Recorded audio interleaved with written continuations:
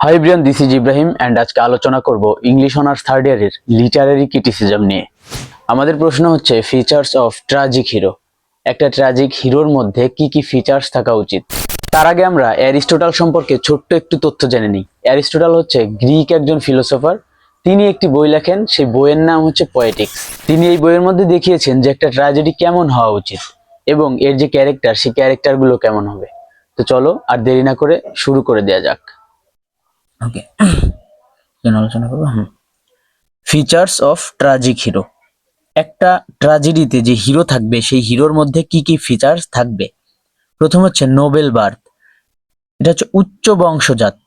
The hero is from a noble family. যে হিরোটা আমরা দেখবো সেই হিরোটা অনেক উচ্চ একটা ফ্যামিলি হতে হবে। আমরা যতগুলো ট্র্যাজেডি দেখেছি সেখানকার হিরো কিন্তু একদম কোনো গরিব ঘরের ফ্যামিলি না বা গরিব কেউ না। এরপর হচ্ছে ট্র্যাজিক ফ্ল। হচ্ছে একটি ভুল মানে হচ্ছে the hero has a weakness. তার একটা দুর্বলতা থাকবে, অর মেক্স এ মিস্টেক, অথবা এমন একটা মিস্টেক করবে যে তার ভালো লাইফটাও চেঞ্জ হয়ে খারাপের দিকে চলে যাবে। এরপর হচ্ছে আমাদের প্রাইড মানে হচ্ছে অহংকার। আমাদের যে হিরোটা থাকবে তার মধ্যে প্রচুর অহংকার থাকবে। The hero may become too proud. হিরোর অহংকার বোধ থাকবে অনেক বেশি।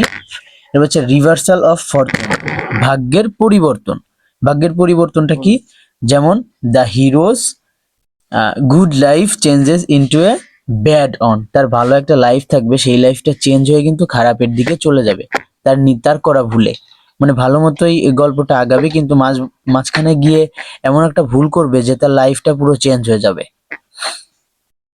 এরপর হচ্ছে রিয়েলাইজেশন। এটা হচ্ছে উপলব্ধি। The hero understands his mistake. ওই আমাদের গল্পের যে হিরো থাকবে সে যে ভুলটা করবে, গল্পের একটা সময় দেখা যাবে যে সে তার ভুলটা বুঝতে পেরেছে। এরপর হচ্ছে ইমোশনাল রিলিজ, আবেগগত পরিশোধ। The audience feels pity and fair.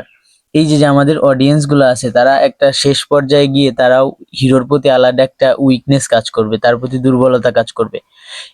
এটাই হচ্ছে একটা ট্র্যাজেডিতে যে হিরোর গুণ থাকা উচিত সেগুলো।